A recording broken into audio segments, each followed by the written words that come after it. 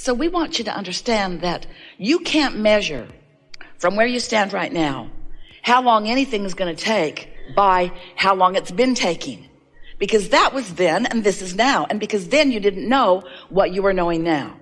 In other words, don't compare how long something will be. It is not about time. It's not about anything other than what you are doing with your vibrational alignment. It is simply what you are doing with your beliefs in relationship to your desires.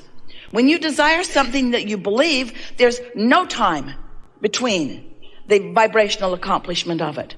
But when you want something and you doubt it, there's as much time as you continue to doubt it. Sometimes people will say, well, how long will it take me to get from where I am to where I want to be? And we say, as long as it takes you to stop doubting and start believing. And they say, well, how long will that take? As long as it takes you to stop doubting and start believing. Well, how long does that take? Well, it takes as long as it takes for you to stop doubting and start believing. Well, how long does that take? And we say, it's really a variable. But it has to do with how conditioned you are at focusing on what is, and how willing you are to focus upon the vibrational what is. As humans, most of you, we love you so much, but you give most of your attention to things that are occurring. In other words, you are reacting mostly to the circumstances around you. So most of your vibration is in reaction to what is. So if you're looking at something that pleases you, your reaction is one that is beneficial to you. But if you're looking at something that doesn't please you, then your vibrational reaction is something that is not beneficial to you.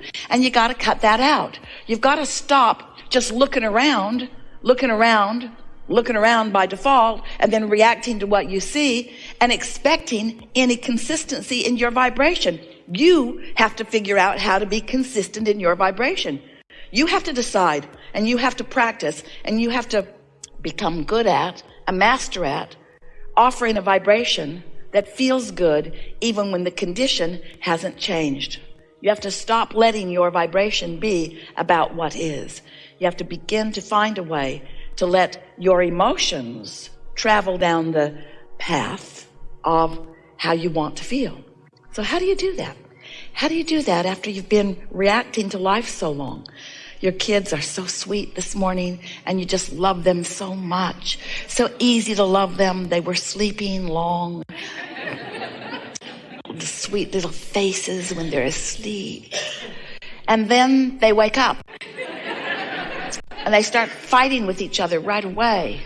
And you can hear the drama and the trauma all around the house. And you put your head down on your desk and you think, kill me now.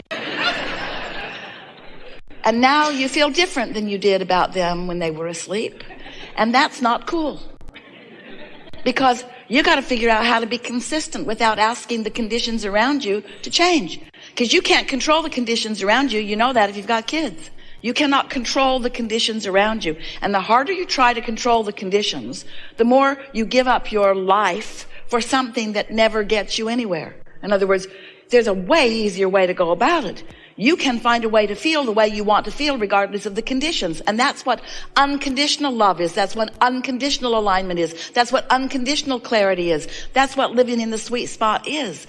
That's what practicing the art of allowing is. That's what being in the sweet spot and watching what feels to others like the magic of the universe swarming around you and providing for you this perfect ride. You are the creator of your own reality, which means you are the keeper of your own vibration, which means you are the focuser of your own thoughts. But the way you figure out how to focus your thoughts is by understanding that there is a relationship, a vibrational relationship between what you're thinking right now and what your inner being is thinking right now about the same thing that you're thinking about something right now. When you focus upon something, the whole of you is focused upon it too. And the whole of you has a perspective about what you're thinking about. So let's say you're focused upon something that is really causing you a feeling of irritation. The reason that you feel that feeling of irritation is because your inner being is focusing upon exactly the same thing from a different point of view. Your inner being is expecting good to come, and you, if you feel negative emotion, are not. The reason that you feel doubt, the reason that you feel any negative emotion is because your opinion right now is bogus or we can be kinder than that. Short-sighted or stupid. No, we can. No. Your perspective right now is different than that of your inner beings. Now, we're playing with you. We don't want you to feel critical of yourself, and we certainly are not feeling critical of you, because you live in this time-space reality, and law of attraction is managing everything around you. So if you have some momentum going that is causing you to feel some negative emotion, you're not going to stop it all of a sudden, because law of attraction will not allow it. Whatever you've got going on vibrationally, the law of attraction is bringing you more of. So law of attraction works tremendously to your advantage and tremendously to your disadvantage, because it responds to whatever it is you've got active within you. But it also responds to whatever your inner being has going on actively too. For example, if life has caused you to want more prosperity, your inner being is focused upon that prosperity, and not just believing it, but knowing it absolutely. So as your inner being is focused upon the prosperity that you've carved out and asked for, if you're focused for some reason on some event that makes you feel shortage consciousness, then there's a vibrational variance right here, right now, on the same subject, because your inner being believes, knows your financial abundance, and right now you don't. And you're feeling the negative emotion that is evidence to you of how much your inner being believes. Do you like the way we said that? That's evidence of how much your inner being believes. It's also evidence of how much you don't believe, but that's not the part we want you to focus upon. We want you to focus upon how much your inner being believes in your autonomy, in your prosperity, in your ability to thrive on your own. Because each of you are extensions of source energy. And source energy is raining down around you and upon you and for you on your behalf blessings of indescribable proportion and nature. And if you're not realizing them fully, it means you've got some shortage consciousness going on in your point of view, which we understand why you would, because you've been looking at what is, looking at what is, looking at what is. Oh, things move forward so much more slowly than they need to. You could clean up your vibration and shorten that gap of manifestation. And we wish that for you. We don't want you to wait so long for something that it's hard to remember how much you want it. We don't want your desires to feel like disappointment to you. We want them to feel like the fresh idea that they felt like when they first occurred to you in the beginning. So, very briefly, we want to remind you that you were source energy before you came into this physical body. And even though a portion of your consciousness is projected here into the personality that you know as you, the larger part of you still remains non-physically focused and holds a vivid personal perspective of you and yours. So here you are in this physical body, doing what you came to, out here on the leading edge, sifting and sorting and coming to your personal important preferences about what you want. So you know what you don't want, and you know what you do want, and you know what you don't want, and you know what you do want, and you know what you do want, and you know what you don't want. And you're carving out of this contrasting experience your idea of how life would be better for you. And so you are creating, adding to this vibrational reality, and the source within you loves the ideas that you are sending forth and stands in the vibrational beingness of every evolutionary idea that you flow forth. So here's this vibrational version of you. It's so real, we wanted you to know that it is real. We gave it a name. We called it the Vortex. The Vortex of Creation. Wrote a whole book about it because we want you to come to understand and believe in this vibrational reality as much, no, even more than you believe in the reality that you can see and hear and smell and taste and touch. Because you got to know that life has caused you to create this. And it is a reality that your inner being knows and bees. So now we want to ask you a question. You have not heard us ask this question before because we've not asked it of you before. So since this vortex exists, and since your inner being is standing right in the middle of it, what do you think it feels like to your inner being to stand in the middle of what you've created?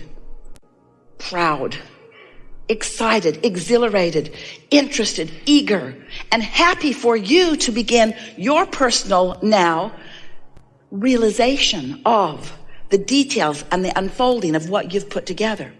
Now, you can't even describe it very well because you've been putting pieces of it in there for such a long time. And you don't even realize how perfectly the pieces that you've been asking for all fit with one another. There is a reality that's been forming that when you allow it will surprise and delight you beyond our ability to describe it to you verbally. But it is gestating and it is growing, and law of attraction is responding to it. Can you feel that law of attraction is responding to it?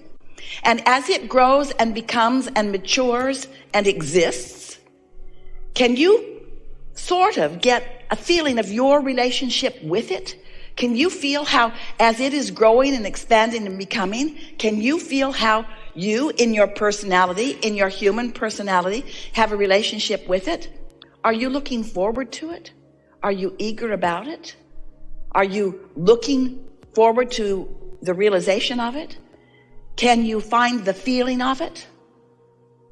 So as you hang around in more good feeling vibrations, as you meditate more and quiet your mind and therefore release all resistant thought, as you make lists of appreciation, and as you get out more, as you spend more time outside, as you move your body more and you drink more water and you just get feeling better and spend more time with people that are nice to be with and do the things that make you feel good. Stop watching the news on television. Stop trying to solve the problems of the world. Just live in your own life and get to yourself a little more and allow your natural cork to float. It will if you won't hold it under the water. When you let go, right back up there where you belong in the good feeling vibration. So as you're doing more and more of that, frequently, because you'll be in that vibrational vicinity of where your vortex is, ideas will flow from that vortex right into your head. You'll realize something. You'll get an idea about something. You'll say, oh, I know what I want. I know what I want. And when that occurs, that means that there is a seamless transfer. This is thoughts turning to things. That's what's happening. Thoughts turning to things. But thoughts can't turn to things if the things that you are creating are in this high-flying vibration and you're over here in disappointment. You're not going to get any thoughts turning to things under those conditions. Thoughts can't turn to things unless you're up here in the vibration of where the things that you're wanting and the thoughts that are about them are on the same vibrational level. You got to be up there where you can receive them in the same way that you would tune your radio in your vehicle. Can't set your radio dial on 98.7 and hear what's being broadcast on 101. In other words, the frequencies have to match up.